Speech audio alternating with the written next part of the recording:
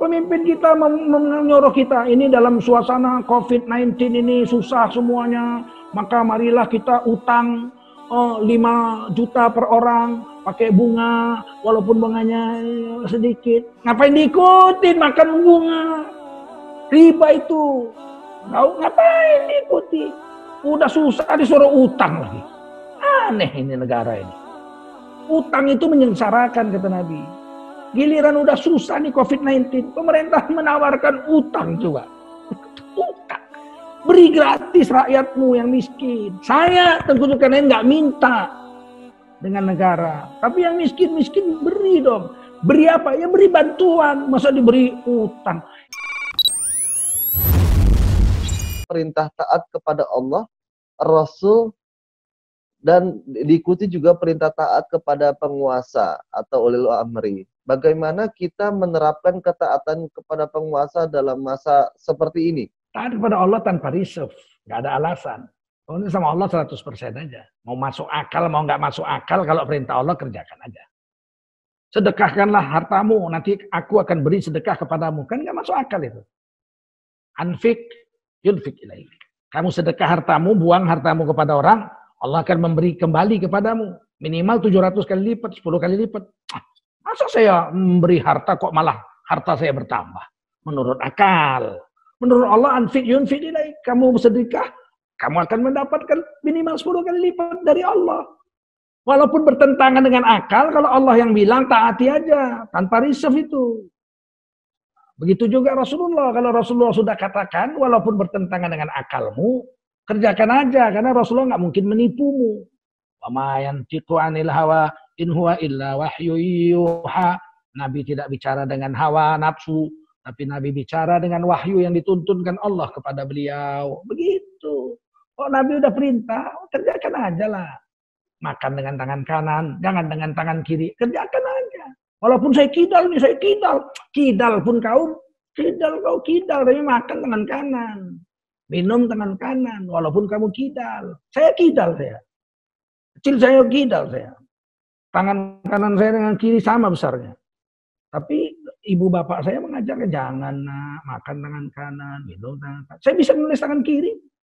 Tapi kemudian nih, ibu saya bilang, jangan nak, nulis tangan kanan. Ini sunnah Nabi. Akhirnya ya kita ikut Nabi. Kita buang kebiasaan kita. Meskipun masih ada sisa-sisa kiri saya.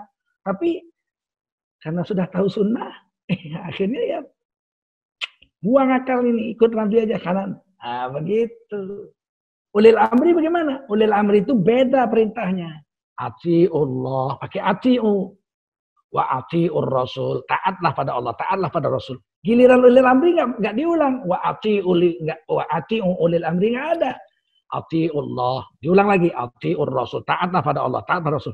Wa ulil amri minkum, enggak ada ati'unya di situ.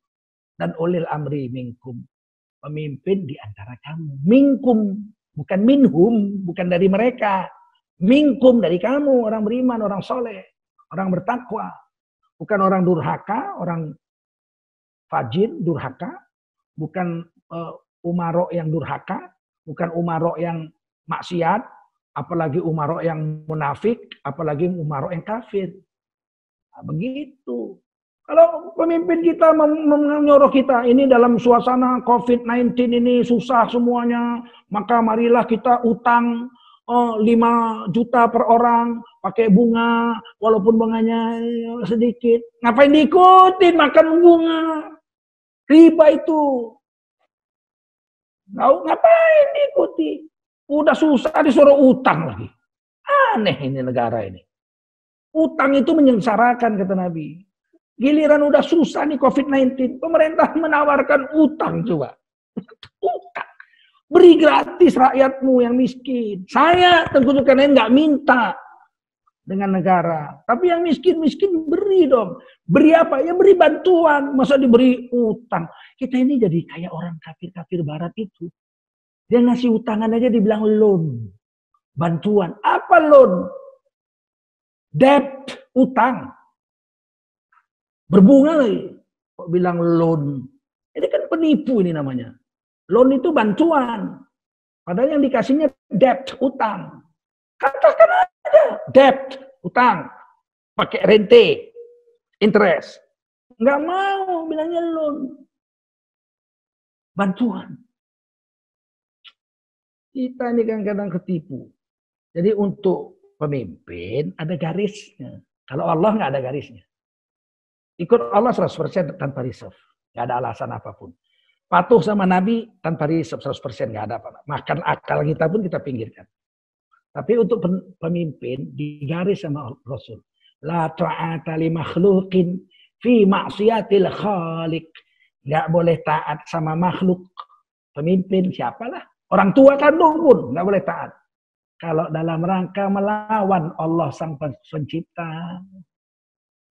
Ibu kita bilang, nak, tutup pintu pak, tutup pintu dapur nak, tutup pintu dapur cepat nak, tutup. Ada apa mak? Tutup aja, tutup. Kenapa mak? Tutup. Ayam tetangga kita masuk nih. Ayam jago, tangkap, kita potong. Alhamdulillah hari ini kita makan ayam jago gratis.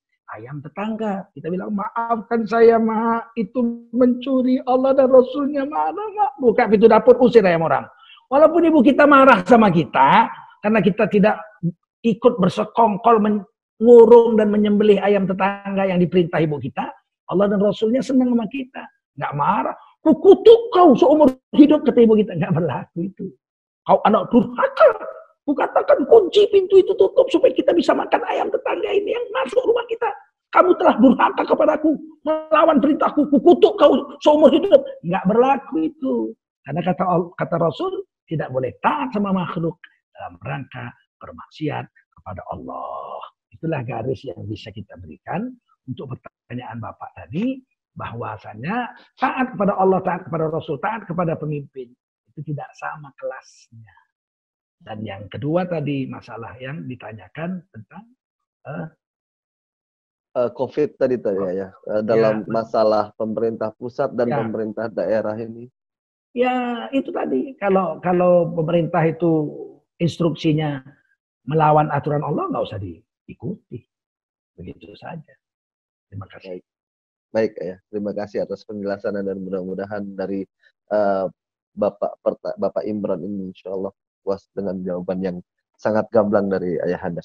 Baik, untuk pertanyaan kedua, ini ada Assalamualaikum Ustadz, mau tanya hukum sunat bagi anak perempuan bagaimana? Sunnah atau mubah? Silakan Ayah. Khitan bagi anak laki-laki hukumnya wajib. Berdosa kalau anak laki-laki tidak khitan. Begitu juga khitan bagi anak wanita. Dalam mazhab Syafi'i, khitan untuk anak perempuan hukumnya wajib. Sama saja. Sama. Tapi khitan anak perempuan itu bukan dibuang dia punya klitoris itu. Cuman sekedar dihilangkan puncaknya. Jadi kan puncaknya runcing tuh. Runcing begitu. Nah, runcingnya itu sedikit dibuang supaya tumpul.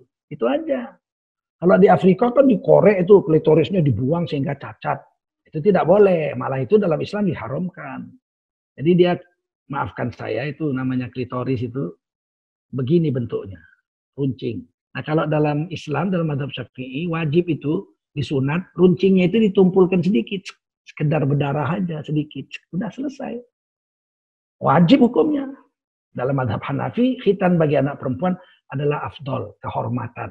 Tetapi dalam mazhab Syafi'i, baik laki-laki maupun perempuan, wajib dikhitan dengan cara khitannya mazhab Syafi'i. Bukan cara khitannya orang Afrika yang sampai dicobel, dibuang klitorisnya itu sehingga berdarah-darah dan cacat seumur hidupnya, itu tidak boleh. Wallahu a'lam bishawab. Itu sudah ada keputusan dari Majelis Ulama Indonesia tentang khitan anak wanita. Dan itu keluar fatwa karena PBB, World Hygiene Organization, Organisasi Kesehatan Dunia, melarang anak perempuan dikhitan. Nah, saya sempat bertengkar itu dengan Menteri Kesehatan Ibu Endang ketika beliau datang dengan direktur-direkturnya, ya, dengan direktur-direktur Kementerian Kesehatan ke MUI. Saya dengan tegas melabrak beliau itu tentang soal khitan ini. Akhirnya Majelis Ulama mengeluarkan fatwa. Jadi karena sempat dilarang itu. Waktu itu ada sekjennya menulis suratnya. Rumah sakit pemerintah dilarang mengkhitan anak-anak perempuan yang baru lahir. Ada larangannya, kami bilang nggak ada. Makanya kita keras waktu itu dengan Menteri Endang itu, masih zaman Pak SBY kalau nggak salah itu, almarhumah Endang. Nah, kemudian beliau katakan tidak ada larangan, tidak ada larangan. Akhirnya sekarang berubah, tidak melarang, tapi rumah sakit pemerintah tidak menyediakan dokter untuk melakukan khitan atas anak wanita. Nggak larang, tapi nggak menyediakan fasilitas. Ini kan aneh juga nih. Nah, tidak melarang, tapi tidak menyediakan fasilitas. Nah, ini padahal ini negara Pancasila. Undang-Undang Dasar 45, pasal 29 ayat 2, negara menjamin tiap-tiap warga negara untuk memeluk agama, garis miring kepercayaan, dan menjalankan agama, garis miring kepercayaan masing-masing. Kalau negara menjamin, negara wajib memberikan fasilitas bagi orang yang bermadzhab Syafi'i untuk menjalankan sunnah yang merupakan kewajiban atas seorang wanita untuk dikhitan. Kalau laki-laki, kenapa rumah sakit menyediakan dokter untuk mengkhitan laki-laki? Kenapa untuk mengkhitan perempuan dokter tidak disediakan oleh rumah sakit pemerintah? Bukankah ini melanggar Undang-Undang Dasar Pasal 9 ayat 2? Ini masih banyak keanehan-keanehan di negeri ini yang menyebabkan kami ini, para ustadz terpaksa harus bicara. Karena sebenarnya kalau para menteri bicara, DPR bicara, mahasiswa bicara, kami nggak perlu bicara. Kami cerita agama aja. Tapi hari ini DPR-nya masa bodoh, mahasiswanya tidur lelap, ya kita terpaksa bicara. Terus siapa yang mau bicara? Kalau semuanya berjalan baik, kami ya cukup cerita agama aja. Tapi ketika kemudian negara ini melanggar Undang-Undang Dasar 45, melanggar undang-undang yang ada, ya kita terpaksa bicara karena nggak ada yang mau bicara. Kalau DPR-nya itu semua yang 600-an orang itu bicara semua, apabila ada kesalahan bicara. Kita nggak usah bicara, orang memang mereka itu digaji jadi wakil kita untuk bicara. Kenyataannya kan nggak bicara mereka. Yang bicara itu sedikit. Sekarang ini yang rajin bicara membantah untuk kepentingan agama itu cuma PKS. Partai Keadilan Sejahtera aja saya melihat itu. Yang lain itu ya kadang-kadang bicara, kadang-kadang enggak. Golkar nggak bisa diharap lagi, padahal saya itu sangat simpatik waktu dulu untuk memperjuangkan undang-undang pornografi itu Golkar berjuang mati-matian sebagai ketua pansusnya itu Ferry Mursidan Baldan namanya, seorang laki-laki ganteng dari Aceh, dari Golkar, sekarang keluar dari Golkar beliau. Waktu itu kita bertahun-tahun, 10 tahun hampir tuh, dari tahun 99 sampai 2009 untuk menggolkan undang-undang pornografi agar menjadi undang-undang. Ketua pansusnya dari Golkar, Ferry Mursidan Baldan, semoga Allah menyayangi beliau. Sekarang apa yang dibuat oleh Golkar itu? Nah, saya terpaksa ngomong. Karena apa? Karena mereka nggak ngomong. Seandainya bicara itu, kita nggak usah ngomong lagi. Begitu kira-kira ya. Jadi ketaatan kita kepada pemimpin itu ya harus selama mereka taat pada Allah dan Rasul dan tidak melanggar undang-undang negara. Nah, kembali kepada khitan wanita. Dalam mazhab Syafi'i tetap wajib wanita dikhitan meskipun hanya sekedar menghilangkan runcing di klitoris itu sedikit aja, sekedar berdarah sedikit saja, melukai sedikit aja, bukan dikorek habis. Nah, begitu juga laki-laki juga dikhitan, dibuang kulupnya sehingga khasafahnya itu tidak terbungkus dengan kulit, dengan kulup sehingga bisa dicuci setiap saat. Karena itu bisa najis-najis berkumpul di kulup, ada kencing aja 3 tetes di situ.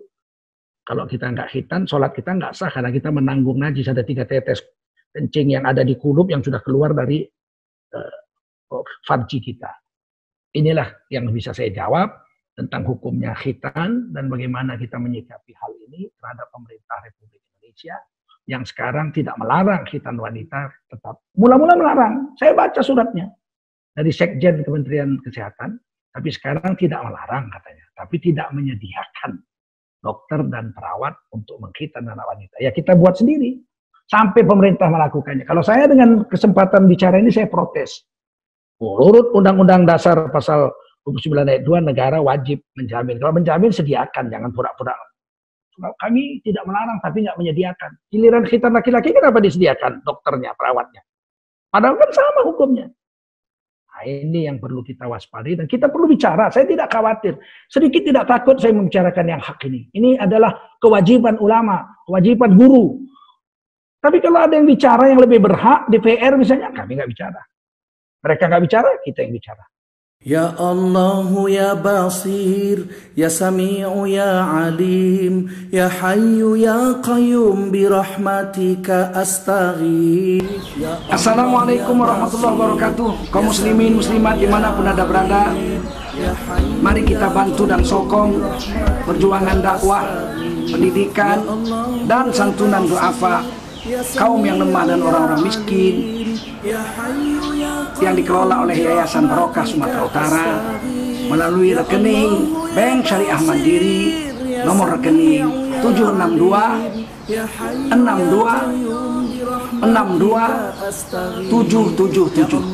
Kami ulangi 762 Insya Allah sekecil apapun yang Anda dermakan bermanfaat untuk kepentingan agama kita dan kepentingan kekuatan dakwah dan pendidikan Islam di Sumatera Utara, di Medan, dan umumnya di seluruh negara Kesatuan Republik Indonesia. Saya Zulkarnain, Ketua Yayasan Barokah Sumatera Utara, mengucapkan terima kasih. Ajarakallahu fima a'taita wa barakallahu fima abqaita wa ja'alallahu laka tahura insyaallah minal aminin. Walhamdulillahi rabbil alamin.